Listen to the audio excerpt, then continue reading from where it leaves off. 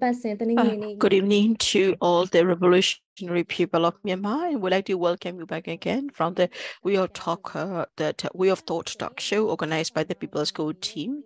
This week will be Today falls on the ancient holiday or the Light Festival for the Buddhist Myanmar community. This is the day where people go to the pagoda, to the temple, to the monasteries, and this is also the day where we give homage to the family members and our teachers and the seniors as well. This is also the time where people spend with their families that as well, that to celebrate the end of the monsoon season as well. That it is also today that however, instead of celebrating with their family, then we have today is the set night moment for those who have sacrificed their lives for in a way for their fallen heroes, and that all the people across Myanmar who have been suffering under the oppression of the military. They have been suffering and they have been going through the difficult times. That there are a lot of people who are not able to go back home to spend time with their family, people who have to go away because of the oppression. All these are the challenges that people are facing in different ways. That today is the time of auspiciousness where people will celebrate, and then will be when we are when we offer also that we will make merits and also share the merits with the fallen heroes, as well as on those who are in this movement. This is a time also where we celebrate with each other and to be able to reinforce the goods as well. That we are also our talk show is also working very hard to achieve this journey of changing the people's way of thought, and then moving also the providing the transport ideological change along with the revolution and the change in the system that here we have today. That for many years the various dictators have always tried to oppress the people, and the people of Myanmar across the various time have remained strong and steadfast in their movement as well, until now that people are also moving very strongly for the resistance as well. I also like to show a picture that people are celebrating that today. So people are celebrating what they call that light strike, because today is the festival where people are lighting candles and that oil lamps to celebrate the danger holiday. But the youth have been organizing the strike as well. That for example, the strike that the young people have organized in Shotagong Pagoda is they are risking their lives to do this peaceful demonstration of the strike. I would also like to recognize their efforts as well. That today, I would also like to introduce you the topic of today's talk show discussion is that. So the topic we have given is that not to let the religion be politicized or used to divide people as well. And that today we'll talk about this discussion. We'll also exchange a different way of thought as well, because military have been violating different military always has been committing a lot of crimes across the country as well, and they often use the religion as a tool as well. And this is something is not new to us. They will say that they protect and promote their culture and the religion, and they would often claim that they will give many reasons, but in reality they are that in a way they are destroying these pagodas. They are also destroying that as well. That they always have this practice of doing that as well, and that these actions that is although they may entitle as protecting and that the religion and the Thadana, but in reality they are targeting also religious area as well.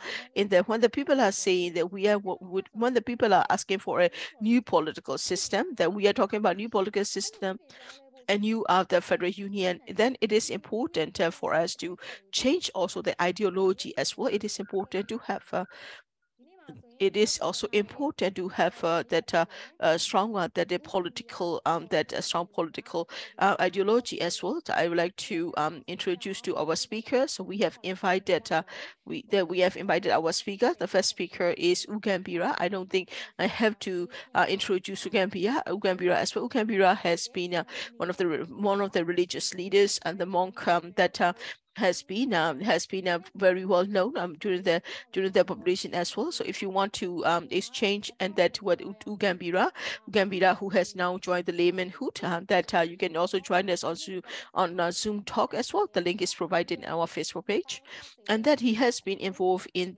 since 2017. He was sentenced 60 years of prison, and that in 2017, in 2012 he was released from the prison, but he has also been arrested several times since then as well.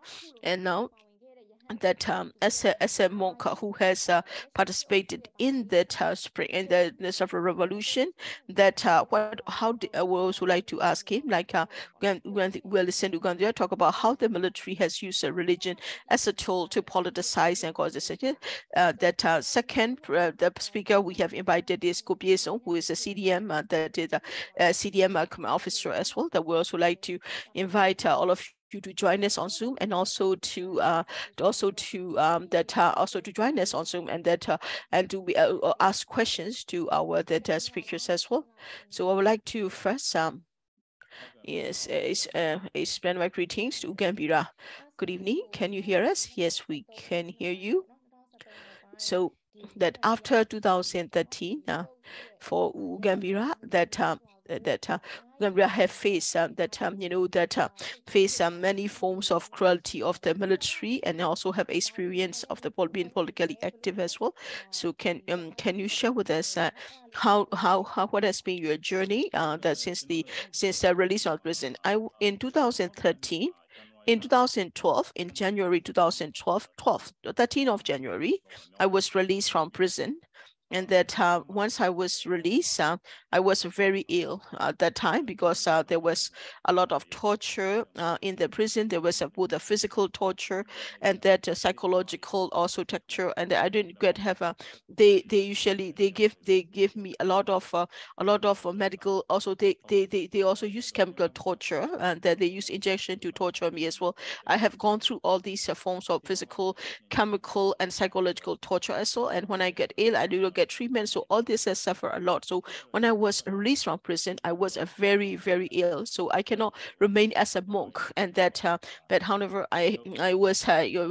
although I continue to be politically active as well, and but then I was also sentenced again in prison. I was released, and then so I was coming and going from prison for quite some time, and then I had I was able to get a treatment. I had to get a surgery that and I is in Australia, that I was also now taking also medical care, as well as and to get a treatment as well, to recovering from the treatment as well.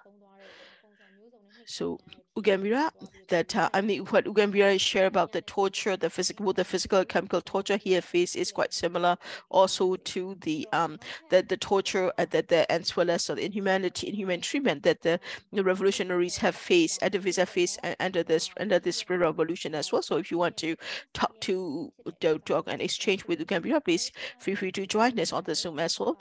And now I would like to turn to Ko Pyae Sone. Ko Pyae Sone is a warrant officer. And may I know, when did you join the CDF movement? Yes. On the 25th of March 2022, I joined the CDM movement. I became a CDM of CDM now. So that here I will be participating in the discussion is don't let religion be exploited under the topic as well. Could you also share with us which was your regiment, and why did you join the CDM movement? This is something you might have already shared before, but can you also share with us a little?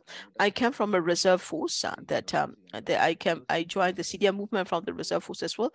And as to the question why, when the military first started the coup on the 1st of February, and then I've been following the way the military has been attacking the peaceful demonstrators, and the way they have been behaving, they're causing violence as well. I don't want to stay by the side of I don't want to stand by the side of those who are committing such crimes, and who are doing such misdeeds as well. That's why I have decided to stand by the people and join the CDM movement as well. And thank you also for joining us and sharing us to encourage also in this participation in this struggle for the resistance as well. I would like to invite again Ugambira, that I'm sure you have also is aware of the situation of the Spring Revolution. Let's go back to the Saffron Revolution of 2007, 2007.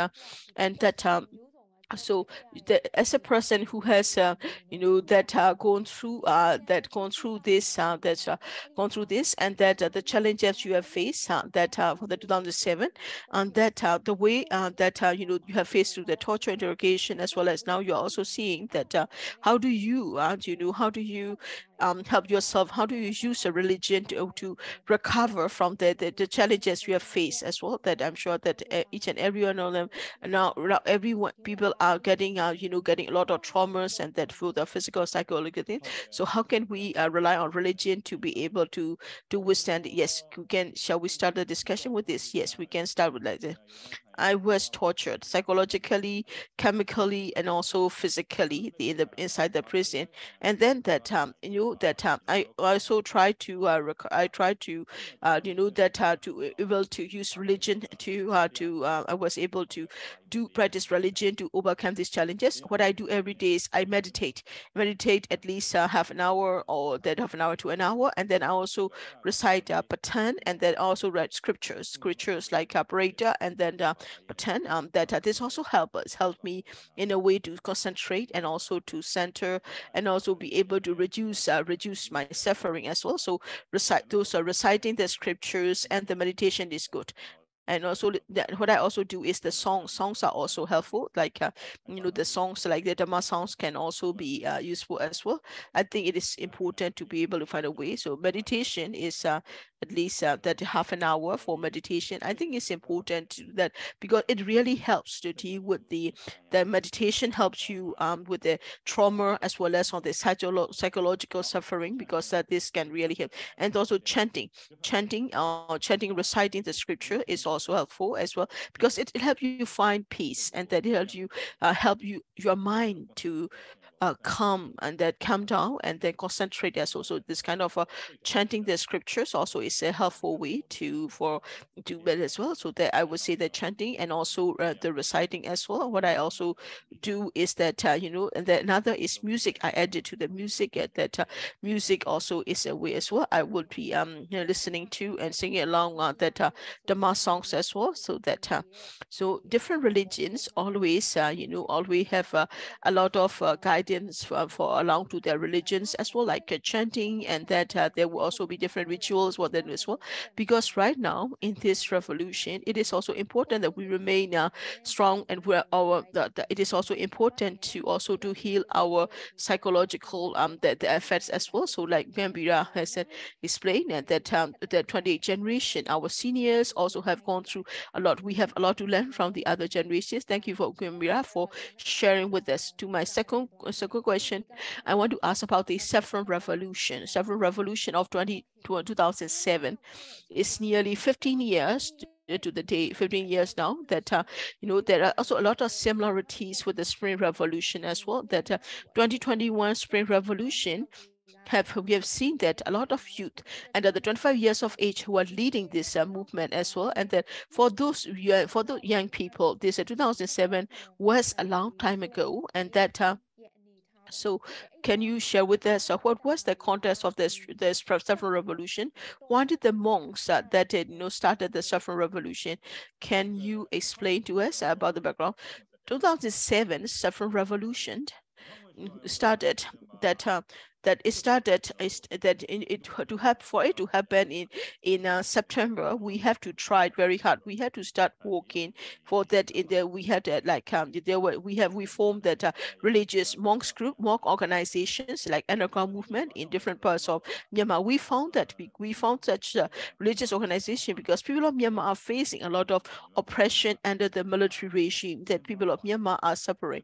People have been people are suffering a lot under the military boot, so to speak. So all walks of life are against the military, and they are not happy with this the revolution as well. The students, the workers, and that farmers, like that educated, erudite people, like however, that among the monks, I think the Sangha community also need to resist the military regime, and we find that it is necessary because all walks of life are suffering, and that so those that what we do, Buddhist monks, that in different parts of Myanmar, we organize the movement as like we form that underground that Sangha organizations, and in doing so, but the Spring Revolution, we did not think that we were able to organize something like a saffron revolution.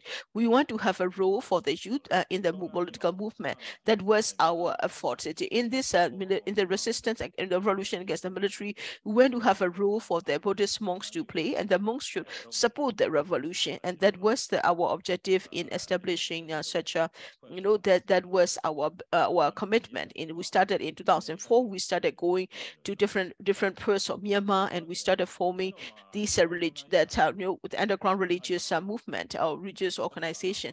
At the time, that around in around the time that at the time that it became like a religious leadership, religious movement in that. So that's how. So when the situation happens, then the monks took the leadership and started the revolution. That what we intended in before was that in Myanmar we want to have a role that the Buddhist monks can play, and the monks want to contribute to the revolution. However, the situation changed, and that the monks had to take the leadership, and the monk had stood up and then she took the leadership role as well. So that Spring Revolution was not was not something planned or organized or scheduled. What I feel was that this revolution was that for 3 years that the monks have been trying to organize among themselves to be able to prepare their ground, and that when the time comes, that because of this mobilization has led to the monks taking the leadership of the Spring Revolution as in 2021, and also the new leaders that came up in the 2021 that Spring Revolution also, that they were not they did not came with it's more of a coincidence when the situation called for is, and that the leaders need to step up, and they came up and started, and they're being elected by the people as well. And the in the Saffron Revolution 2007, and that that has the military always have that, and also CDM soldier also assure the military to call themselves that they are the protecting the religion. They always say that as well. So when using the SM, I would also like to welcome Ko Pyae Sone to share their comment as a young man, and also somebody who has served in the military. How do you hear about the religion that during the Spring Revolution, that you were in a training school? So, but how did you know about that that the Saffron Revolution? How was the military? How did the military talk about it as well? In 2007, Saffron Revolution. At the time, I just finished my high school, and I first joined the military. When I was joining there, we didn't do anything about it. That we didn't have we were just a training school. We have to run in the morning for the physical fitness. And then we go to our lectures hall, and then to learn to attend lecture, and then came back, and then you do the training. You don't see anything different during the Civil Revolution. You just go to there, you just go attend classes, you just have lunch, and you go back and you have dinner. We didn't know anything about what is happening in other parts of Myanmar. We didn't know anything about the Saffron Revolution at all. That at the time, we don't have at the time technology was not there, so we didn't hear about the Saffron Revolution at all. We didn't hear about that. But when we go back home, when we get leave, and then when we know that that the Saffron Revolution has happened, that the monks have been a friend that a friend of mine who also participated actively in the Saffron Revolution, and that he has seen another friend who was in the movement was shot and killed right in front of his right under his eyes as well, and that we only know about that this has happened, that the monk has started up this revolution. We only hear from the others when we go back home, because we don't have access to information, that we're not informed that we were in the military training school. We didn't get any information about what is going on, what is happening about the saffron revolution as well. So that when we go back, and then when you know that people in your community also have been hit, has been hurt in this revolution, when you hear that and when you see that people say that the monk has started this revolution, and that a lot of them have been targeted, okay, how do you feel? Rather than response, we suffer, we feel a lot, because that because the military often say that we protect and promote the race and that the religion, the Buddhism. This is what we hear, and then yet when we know that they have targeted, they have tortured the monks, and then they have that they had targeted the monks, they killed the monks, they commit violence against the monk, and they see that although they call themselves the protector of the race and the Buddhism, and yet they would do anything to, even the religion they are supposed to protect, that they would do anything, is that we see that this also shows us how cruel and that vicious they can be. So at that time, you don't believe in what that stories the militaries talk about this revolution, because most of the people nowadays with the social media, and because a lot of youth have exposures as well, so based on the interviews that we have, that when we listen to the CDM officers, they don't believe much about that, the narrative the military give about the religion. This is also why here as well. So my question to Ugambi, right, that Ko Pyae Sone has said that if there are people inside the military that they don't know about what the Spring Revolution. A lot of soldiers were shocked, and then they were also that they couldn't believe it as well. How many monks had there been have they how many monks have they been arrested or killed during the Spring Revolution? Can you share? You are muted, Ugambira. During the Spring Revolution, the monks who have been arrested, a lot of monks have been arrested. I can say that in tens of thousands. Because then there was a lot. Some of them they were released as well. That released after that, a lot of them go through the Jagasan interrogation, and then there were 2 interrogation center during some revolution. They were released, and over 300 were sentenced to prison. That these are the monks. That these are the over 300 monks have been sentenced to prison. What about how many have been killed? I think initially tens of thousands were arrested. Then they will go through the monks and nuns, and also young novices, as well as the Sayadaw head monks, and that tens of thousands of monks and religious leaders were arrested as well.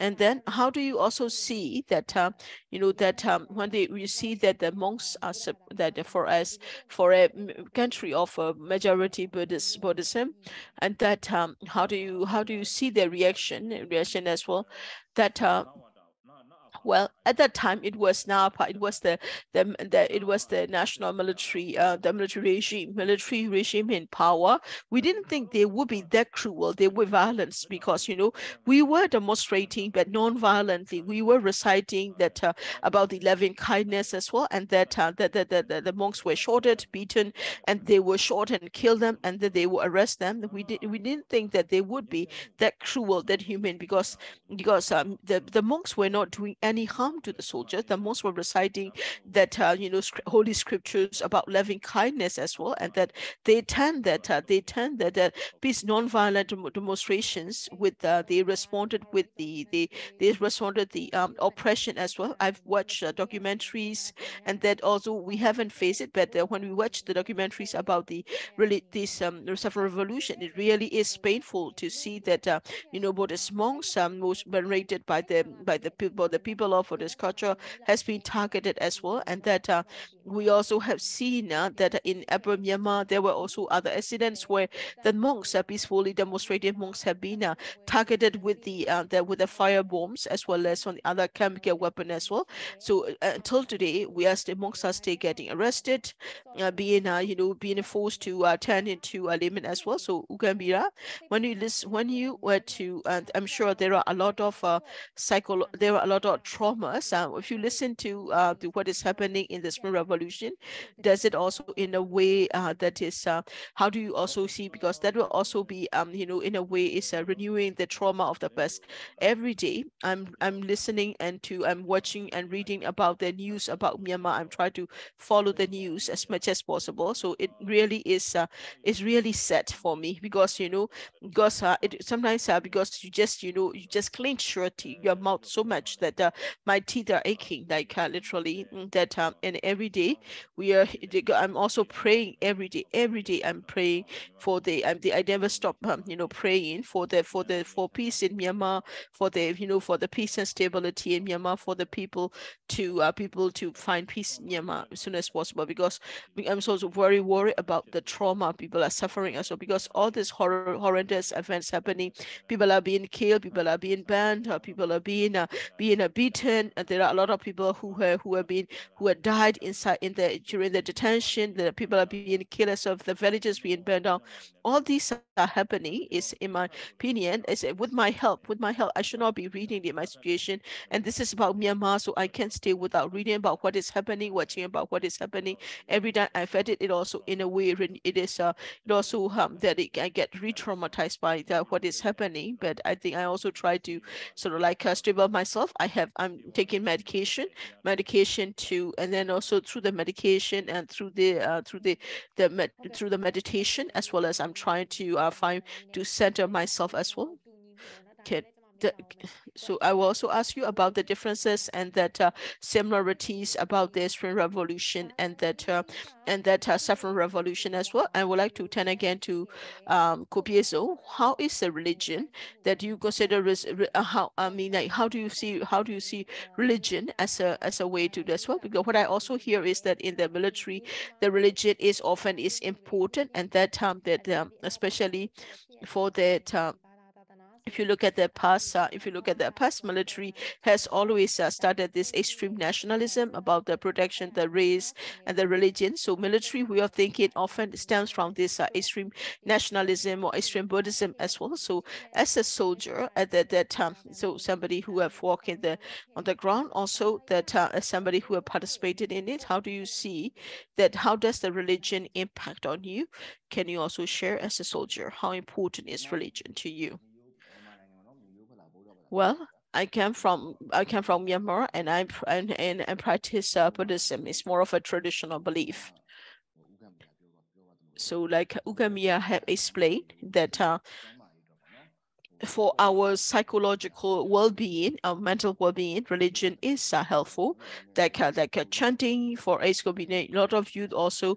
When it comes to religion, we are kind of far, we are kind of distant from the religious as well. So that for us is that we try to find peace and do things in a way to when as well. But is that often you doesn't rely they may turn to religion for peacefulness. But however there is a but however, inside the military, they use the religion, they exploit the religion, because Myanmar is a country where the majority is Buddhist. So they use religion to divide the people, to cause the dissension, because this way they can exploit it as well. That they would also discriminate against the people of different faith. That's what the worst thing I think I would say is that for example, like Islamic people or Islamic faith, they left to divide people from that causing communal violence against Islamic communities. What happened is that in when the NLE government, came into power, that they see that they think that the people of different faith will come into offices, then officers they sort of brainwash them, that they brainwash the soldiers, that with the NLD, with the civilian government, there will be there will be people of different faith will come into the parliament. They could become a president, they could become they could get important posts, and then our Myanmar people will lose their place, and that the Buddhist people will lose their place as well. And a lot of people accept this kind of propaganda, because they don't know anything.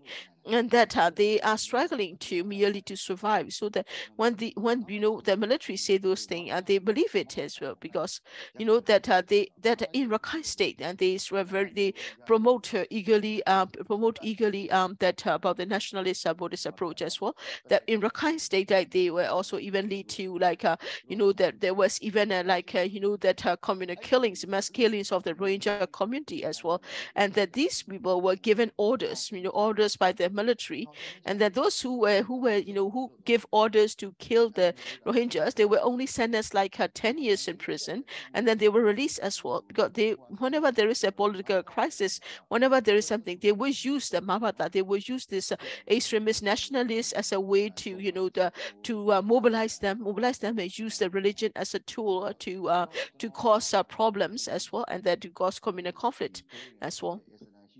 That we have Islam, we have a different Christianity, we have different regions. For us, that so what happened we see is that nowadays people have more exposure to different things. People have more knowledge about different regions. So what we are being pressure is that what they will try to do is, whatever we do, is that there is a lot of discrimination inside the military as well discrimination. Like if you're that we also have we don't have more we have more Christian people inside the military as well, and they will say that they will say what they have to do is that they have to do. If you're a Christian, then you are being asked to do things that normal people don't have to,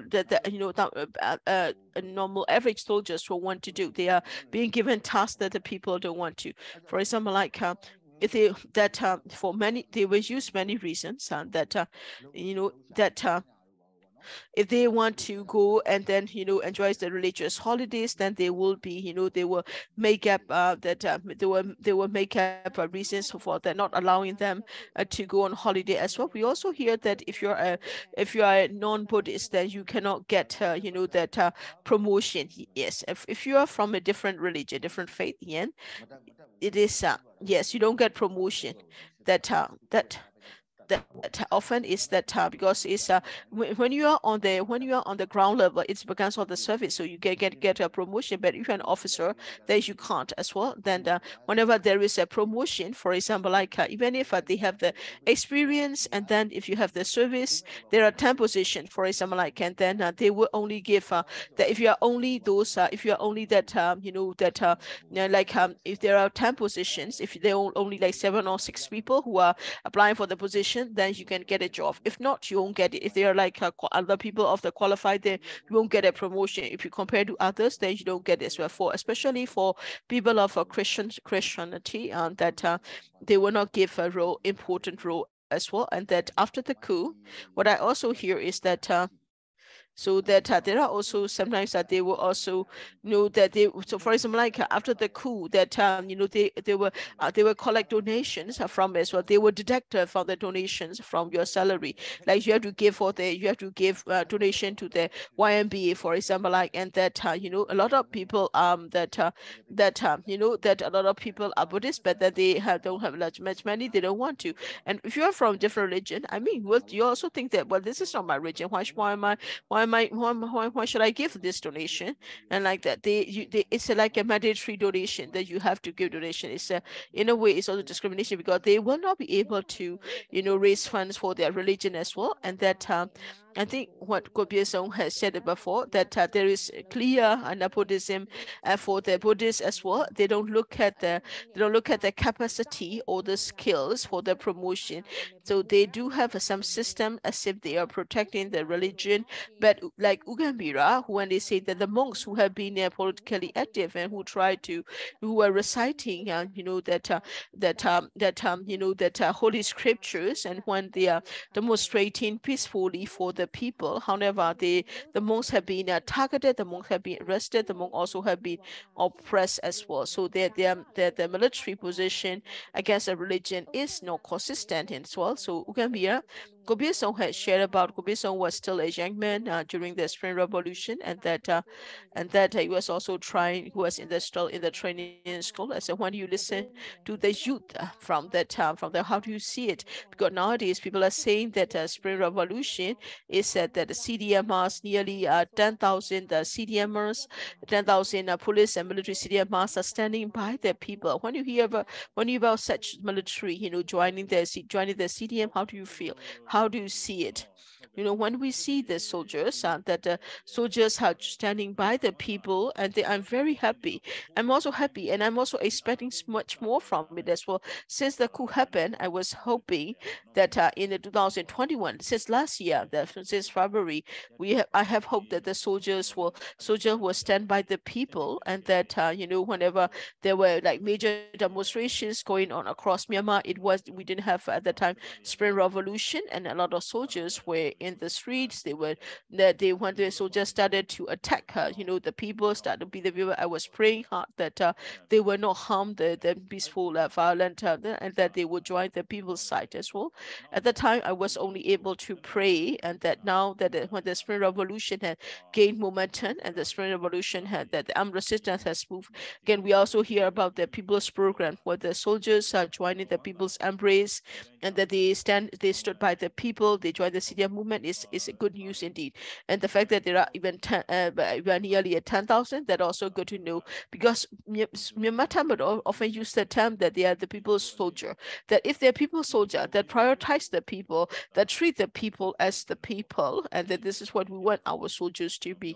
That it is, we hope that I have hope that there will be more soldiers like that as well, and that I'm also happy that there are about that 10,000 who have joined the CDM movement. That's a good news indeed, and what I hear is that the number of the soldiers who have joined the CDM movement is the highest in 2021, and that it also made the records of it as well. Back in 1988, during the public movement, I think from the Air Force that who was joined, there was also there were soldiers also who have joined this movement as well, and also we also have listened to as well. So that was in 1988. So in 2007, during the Spring Revolution, Gambia, did you have encountered soldiers who have stood by the people during the 2007 revolution? Well, at that time, it were very few. They didn't really stand by our side fully. There was a very few, but that also is that there were also soldiers who refused to shoot at the monks during the saffron revolution. In Mandalay, they were given orders to shoot the soldiers. The soldiers were given orders to shoot at the monks. They were given, that the soldiers were in there in the palace area, and they were ordered to come out, and they didn't shoot. They refused to shoot at us because they asked just the monks to go back, and that the monks the non-violently the protesting monks, they turned back as well. There has been that they did not obey the order to shoot. That has happened in Mandalay area. So in a way, they did a civil disobedience back in the days. That happened in Mandalay. That also happened in Yangon. That kind of thing happened. But there was a civil disobedient movement. But it was not like in this revolution that we didn't have the kind of 2021 as well. Like for example, that at that time there was an ambassador, and there was a Myanmar ambassador to UK. He also resigned himself, was because of the Saffron Revolution in 2007. But I forgot his name as well. So yes, at that time, I think when the order was given to shoot at the monks, as a human being, that to pull the trigger, it's just to pull the trigger is impossible for the soldiers. So there has been a soldiers who disobeyed the order as well. That there are also those who obey the orders and who have shot it as well.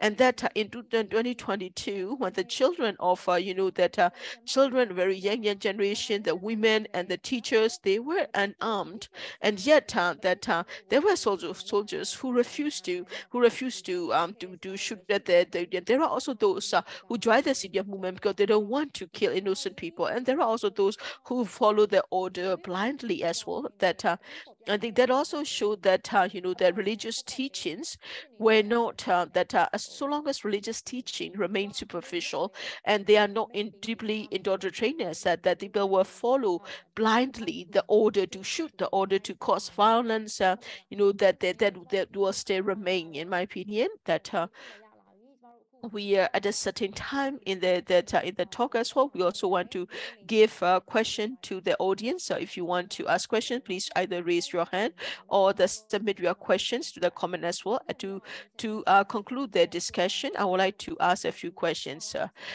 Gambia, as a leader of the 2007 revolution, have there been that approaches from the international community, and that there is also the role played by the international community.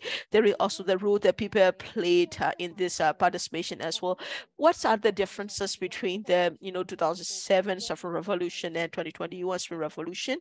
What are the different expectations? How is the international involvement? How is the public participation? In 2007 and the Saffron Revolution and 2021 Revolution is very different. The contexts were different, the times were different, and the activities were different. So these two revolutions are very different. And when we say revolution, that we are the same in the sense that we are fighting against the dictatorship, against the military regime, and that we are fighting against the regime on it as well. So that the revolution can be, in a way, can be seen differently as well, because this political revolution. One revolution is the armed resistance, armed revolution. Another form of revolution is a non-violent revolution, that there will be demonstrating, strikes to say that people do not follow. Then is that form of revolution is a diplomatic resistance of the.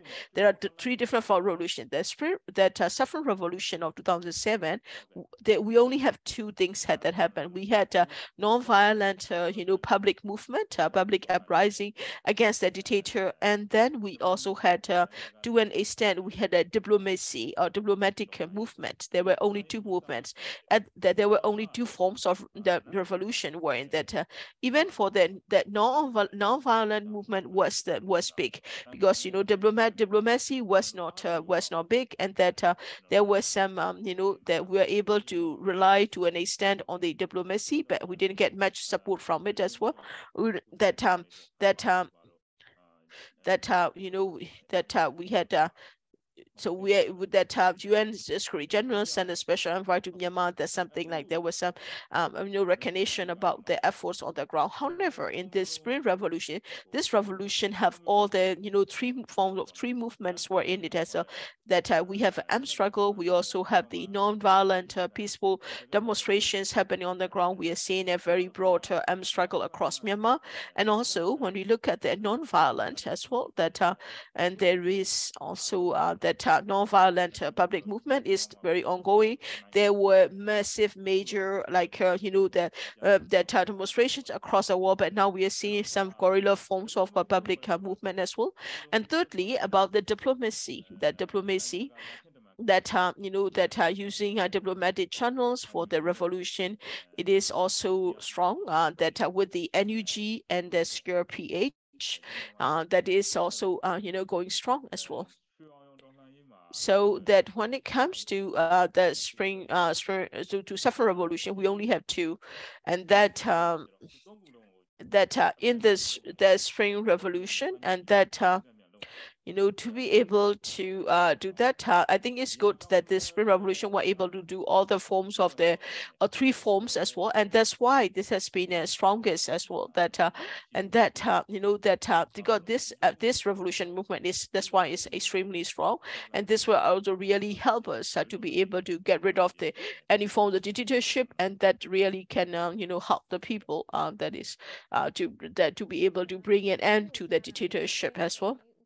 Thank you to hear your words as a senior to the revolution, and we are very happy to hear that. I think also really encouraging that that also is a great, and that as well, that we are all hoping to restore justice, so that we can also we are all working together to be able to restore justice, to be able to achieve the ultimate goal of a federal democracy union. So that I think the revolution is going strong. now, and also it's going very well, and I think it is also, like we had discussed before, that it is important for the people to be psychologically and physically strong, and we have to be prepared for it as well. And that our title is given, we will not let religion be exploited or politicized to that as well. It is we also need to rely on the religion to be able to practice non-violence, as well as on the also to psychologically strengthen as well. And that it is important that that uh, when we rely on religion, so what we should be aware about, what we should be careful, especially when the military will try in different ways to hold on to their power. There are pillars which strengthen the military. There are pillars which they use the religion as a pillar. They use certain monks, that the monks which are not just the monks that the Buddhist monk, they were often they were also bring in these they were in a way, these monks are like sort of like whitewashing the military, and that they would support the military. And the way, I think my question to both Gambia and that Ko Pyae Sone is that what is your recommendation against that? Gambia, you were a monk before, a religious leader, that some of the religious leaders are they're spreading their propaganda. So what we should be careful about it. But really about that, when we talk about the religion, it is today is actually today indeed is the full moon day of the angel. A lot of people will go to the pagoda. They go to Shunlei, they go to Shwedagon, in Yangon, and in Mandalay they will go to Mahamyamuni. They will go to different pagodas. They will go to the Mandalay mountain as well. And that I think it is, you should not do that, because if you go to the religious areas, then that in a way that is you are promoting the military. So we shouldn't go there. We shouldn't. I would say that you shouldn't go into the monastery is fine, but you should sort of like you should avoid go. I wouldn't say no to going to the monastery, but don't go to the pagodas, because if you go to the pagoda in major crowds, you can do that, because while we are under the Spring Revolution, and the people also people are also feel that people go to pagoda because they want to find some peace, and they want to find some peacefulness. At the pagoda you feel calm, and then you kind of feel this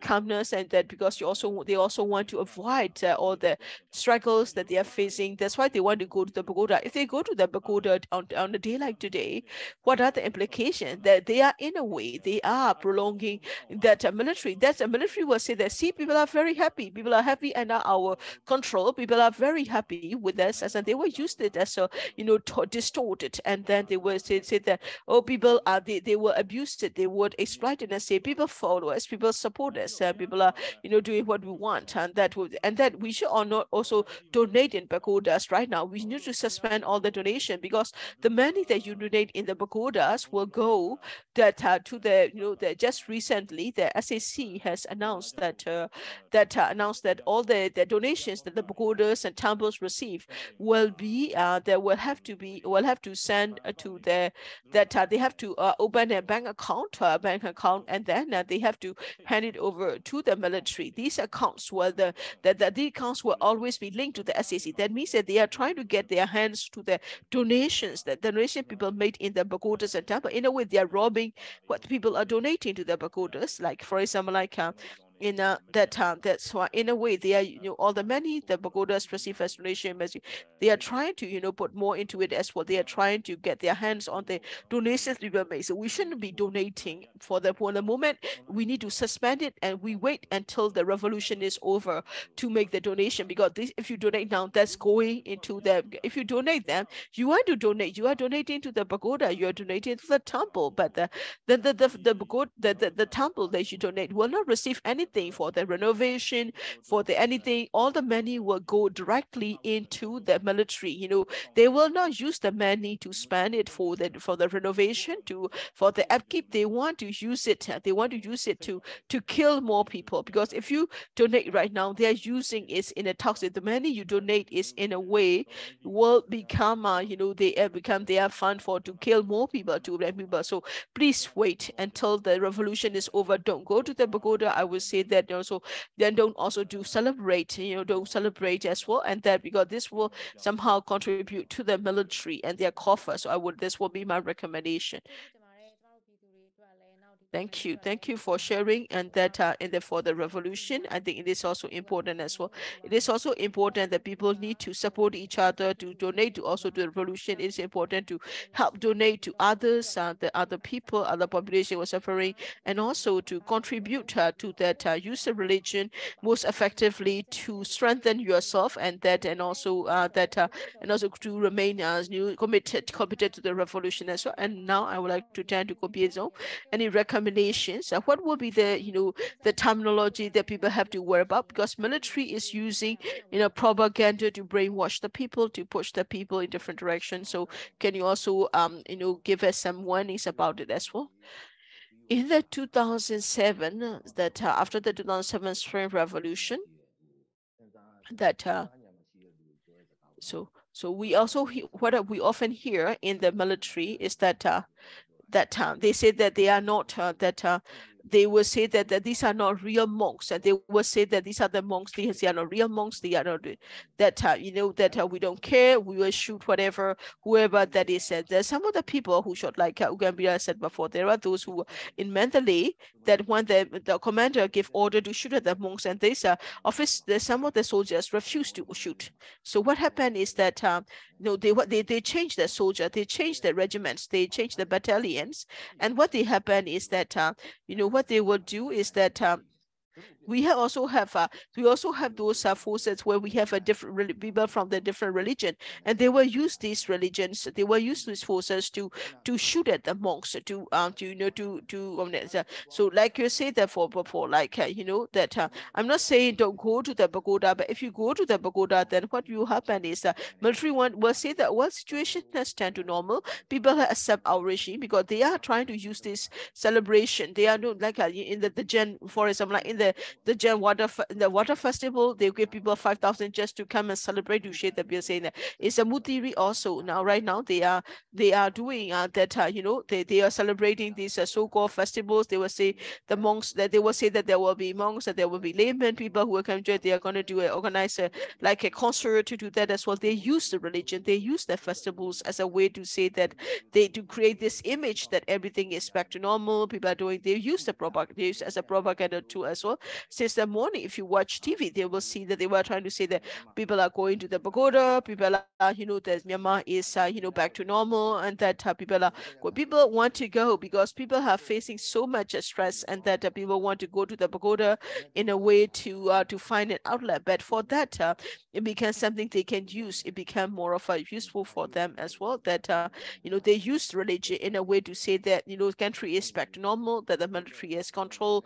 That's what they want to say. That's the image they want to give to the Dutch community. So I would like to say that yes, we're not stop asking you to stop donation, not just for that. So there are you don't have to donate to the temple, to the pagoda. There are people who need your help, like the IDPs, and that there are also villages who have lost everything because of the military have burned down the villages. These are the people who need your assistance. So this is where you can donate, and then instead of playing into the hands of military, when the things come down, and then when the things are back to normal, we can do that religious donations, all that. If you go to the pagoda, like that Gambia said before, because the donation you made to the pagoda will go into the hands of the military, go into the military pockets. That means that in a way we are contributing, we are supporting them so that they can remain in power, so that they can use small weaponry to target the people. So it is important to avoid every event organized by the military festival and focus on helping the other people of Myanmar who are in need, and also to who has the IDPs, and that people who have suffered a lot, who have been displaced by the military and the bombing. The focus and the assistance should go into that direction. Thank you. We have listened to the two speakers, and their experience, and then the life, how they are going through the life. We all have listened to them as well, and that I hope that it has been a lot of insight for all the participants. And if you have time, if you have questions, please feel free to ask this question, exchange perspective as well. I think every time we have opened the link, we have opened the Zoom link to anyone as well. You can also let us know who do you want to give that question to, and that who do you want to discuss discuss with your comment as well. So we do have a policy that in the panel we will not let you we will not accept hate speech or the speech, but however hate speech or but that we can ask openly question about the revolution as well. We have hands raised also. I would like to first open Anu, that you have raised your hand. So if it please yeah, discuss with our panelists. Thank you. Hello. Hope you can hear me. Yes, we can hear you. Please go ahead. My name is Anu. Please go ahead, Anu.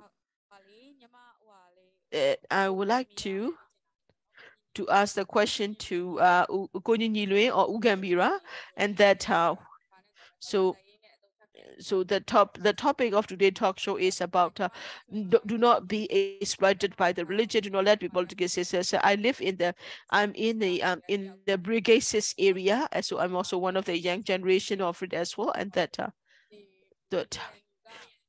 so in the area that where we live in, can you, according to the rules and regulation, that when the monks that can you often will not check as well. If you have a monk, and then these cars will be the car will not be checked for the security. They will let them. Then they will whenever a car, if they open a car gate or that they open a car and they see a monk, if you know that what if that what if the soldier that they disguise themselves as a monk, that they could be using that as well to travel as monk as well. And that another is that we have a small small stupor that we have built, and that they would military would set a base that is sometimes they would also that even they will often take undercover themselves as a monk, and that some of them then there's some of them the monks, so they will be fighting as monks, because they just wearing the monks robe as well. This is a challenge we are facing as well. So again, we find it very difficult to fight against the monks as well. In the Brigade 6 area, we are facing this challenge as well. I think how should the revolutionary forces deal with this situation, and that what about if the current if they shoot at the monks, and then what will happen, because they are taking they are hiding themselves, disguising themselves as monks, and if they are becoming dangerous, and then what will happen? We are not that in that situation, so that sometimes the soldiers will sort of like disguise themselves as monk to go to the canyon area, because they know that they will not be checked as well. They will not check, and maybe Ugambia can answer to this question. In this issue, I think they should have to be, the battle will be the battle as well. I think the officers will need to be, and we should check the monks as well. They check because if they are the real monks, if they are monk, they will have a monk ID. A monk, all the monks, they have like a monk like an ID card. They do have that as well. That if the monks are they will have a green card. They call it the religious card. They should be registered as a monk, and they can you should check all the cars, the vehicles. If there are monks, then check the ID card. If the monk cannot show the ID card, then this is not a real monk. They could be about 2 or 3 months ago. The similar case happened in Mesa, and then the monk that in the Italian there we have a small branch meditation center that they were sheltering the intelligence. They were sheltering the intelligence, and they were wearing the monk robes. They were fake monks, and then they were the intelligence were running the operation. About 36 of them. They were like nuns and that laymen and that's what this kind of thing had happened. So again, you should be taking you should check them there also, because it is important now. It is important the adversary positions are very clear. So it is important for the KNU to run necessary check as well, because if they are real monks, and they will have the monk ID as well. I mean, I know it's also difficult to talk about shooting and killing as well. This is not easy as well. Like killing a monk is that should the monks be killed or not? It's very hard to say as well, because sometimes the monks themselves are some of the monks are also standing walking with the military. They are monks, and yet they stand by the military instead of standing for the loving kindness or the dharma or the right. And that there are monks who chose to cooperate with the military to to oppress the people, to cause violence to the people. And these monks, I would not. It would be hard to say that I would not not be said about that, said that these monks were killed. Thank you for sharing. I think Anu, I think your answer has been responded to. Do you have any follow-up question? I think it's very clear. Thank you for the answer. Thank you. Do we have and we also like to welcome, we also like to invite other people. If you have questions or comments, or if you want to share, then feel free to let us know as well in the live as well, that there are a lot of people who are also attending us on the live session as well right now, that we are also we are now distributing our life in about 16 of the pages as well. May I also that there are also questions in the questions or in the comments. So please, the team, these People's Go team, let us know. I see also another hand raised. Go to. Please. So you have the Go to, please give your comment or question, and also which speaker would you like to answer, would you like to address to? Go to.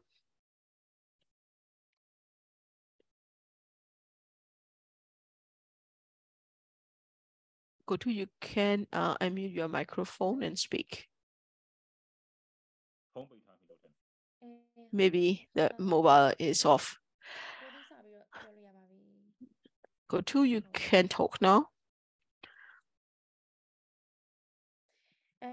Okay.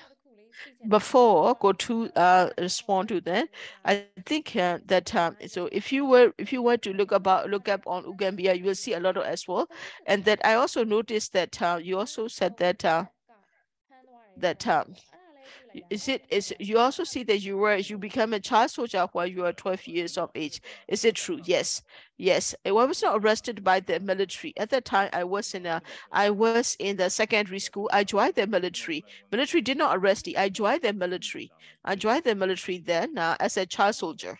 I joined when I was 12 years old. That when I was yes, I did. I joined the military. What happened then? I read about your biography, and I realized that what happened was when I joined the military, it was very different from what I thought before. I see a lot of oppression, and that and also like there are also injustice, and that military that even during the training period, they would discriminate the people. And when I see that I cannot stand by the justice, so I ran away. And that I ran away from the military, and then I became a monk. At that time, I became a novice, and I remained until I became a monk. I stayed. So 12 years old, you are still a child, and that according to the international law, said that child soldiers are not accepted. But at the time, a lot of child soldiers. But there were a lot of child soldiers. Yeah, indeed.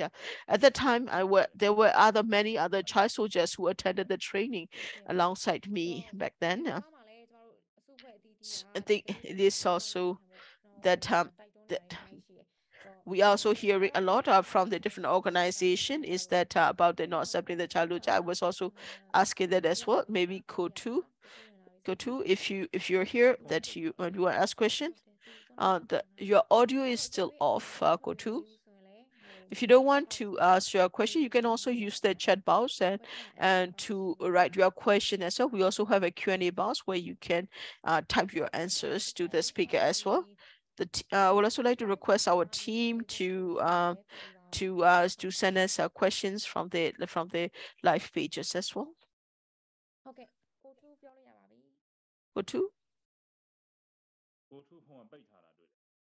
I think the mobile phone is sound off as well. I think he's not speak. Okay, that so do we have I think since we don't have any other questions, so we'd like to wrap up. So I would like to ask the speakers if any last comments that you want to give people. So I would like to start with Ko Pyae Sone. Ko Pyae Sone, do you want to say anything to the people? What I would like to say is that that supporting the military, supporting the SAC, supporting Myanmar is something we have to be aware of, and we have to be careful. I've been looking into it that as a Buddhist monk, So I think it is important for the Buddhist monk to give guidance to the people as well. That some of the monks that they work with the military. They want to be the one, that are close to the military. But as said, that we call it that the monks are the teachers of the government, as and to give guidance, as like the mentors, and that it's not that people who join the monkhood is to find peace, to find stability, to find that to be able to find peacefulness. But instead of focusing on what the monk needs to do, and they seem to be encouraging the male line and the military to be worse than that. I think it is important for people to avoid such monks, and that it is important to not to fall for their propaganda as well, and that now that we are seeing many forms of children being killed, and that we are also seeing that children are being killed by the military, and the what is happening, and they wouldn't even wish for that for the peace in Myanmar. And some of the monks, what they were even go to Russia, which a country is violating as well. They cannot distinguish between the right and the wrong, and that we need monks to be it is important that we have those monks as religious guidance. They need to be able to distinguish from the right from the wrong and support the people of Myanmar.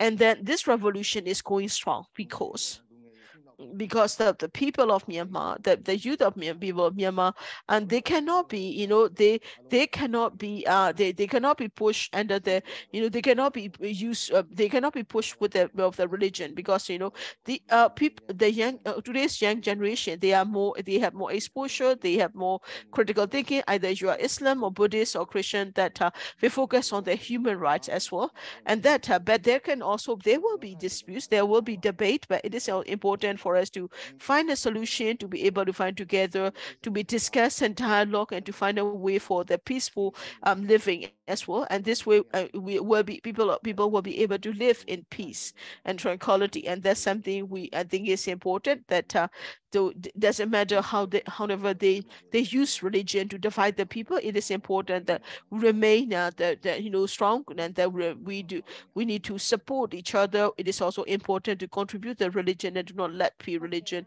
be a tool to divide among the different community. Ugambira, any advice? Yes. So the military could use religion to provoke violence, and that they have done that before. That since Lwin, they have different military have used religion as a way to to divide people from further. Like they would try to put people into different categories. They would try I think it's important for people to understand that military use the religion as a tool to politicize as well. People have suffered a lot under this as well. Nowadays, with the technology, with the IT, and there is more access to information, there is more information. It's not like before. People are not, naive like that, but people have to be aware about it. Religion can be used to, further divide the people, and that it is to be careful as that do not let a religion be used in such a way to cause divide the people. It is also important that, although we may warn people that is, about religion being used as a tool, we are seeing sad things are happening, like Tidagu Siaro or Uratu, like the monks like it's happened, and then we have like cardinal, like from the Christianity, like people like Cardinal Charles Wu, they themselves are being corrupted, are being corrupted, as that they try to engage with the military, and they they work with the military to they are in a way to promote their military, and that they are being used. They do not accept the people. They do not recognize the will of the people. They support the military, and that's really sad to see that happening, and that's really is bad. But and this kind of monks that even in their short time that while the military, they will be able to stand while the military is there, but they will also lose their position once the military is over. So it is important that people do not engage with such monks like the Tiraku from different religions. Do not let religion be used as a tool to further divide the people, or to undermine the revolution. Thank you, Gambira, for sharing as well. That so that it is also important also to mind ourselves as well, and that all the people is that this is the ultimate battle for the revolution. We want what we want is a country of justice, a country of dharma, or a country of righteousness. It is important that when we are trying to move towards this goal, it is important that it is important to learn from use the Dharma as a way to energize ourselves to find a way to build to strengthen our well-being, psychological well-being, and give and to reinforce each other so that we can also participate in this as well.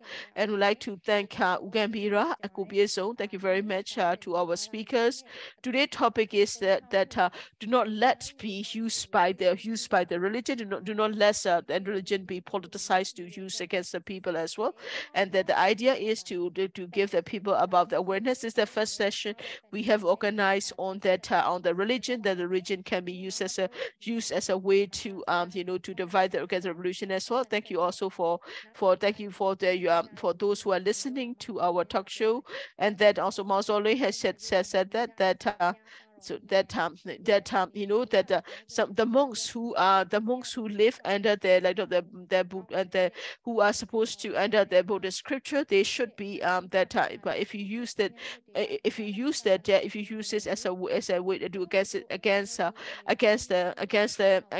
with the extreme nationalism, they should first think about this as well. Another commonly say that the monks are today are different from the monks under the Buddhist when the Buddha was there. And then Myanmar Buddhism has always been exploited by the politically as well. And that was a Magui someone a person from Magui also said that we have to be aware of using religion as a tool as well. And that there are also some questions also came up because who said Kotu who were earlier that he said I was not able to speak it as well. And that what I wanted to ask was that in Myanmar there had always been the religion was used as a way to used as to cause like a conflict, the Indian the Muslim Muslim Myanmar conflict as well. And that so that why are they still using Islam as a way to cause violence? I want to know this question. I think I will not ask the speakers because this is what we have discussed already 1 hour about this question. Why is religion being used as a tool in Myanmar? Why is religion still a tool to politicize this? So we have invited a Buddhist monk as well as the another speaker. We have already discussed from the perspective of Buddhist as well. We'll also be discussing in the future. We'll organize more panels when we talk about this, and we'll have a 1 hour where we talk about how different religion has been used as a tool to politicize as well. We may not be able to cover everything, but we try to get as much as we can within the short time. So we'd like to welcome you to the next talk shows. We'll be discussing about different aspects in other languages as well. We'd like to end our today's talk show here today. And thank you for you can also follow our today's talk show in 16 as well. We also have on Twitter. We are also tweeting on the Twitter as well, and that we have a live tweeting also. So please follow us. You can also that we also have a simultaneous interpretation. The key points of the today discussion will also be also live tweeting. So you can also follow that as well. And that and please also share that new knowledge, that the insight you gained. Please share with your family. Please share with your friends, and that those who your colleagues, because it is important to share the good that way of thinking and the important points you need to consider. So please share them as much as possible. I would like to thank to speakers for joining us, and we also like to say thank you to our participants for your comments and questions. I will see you next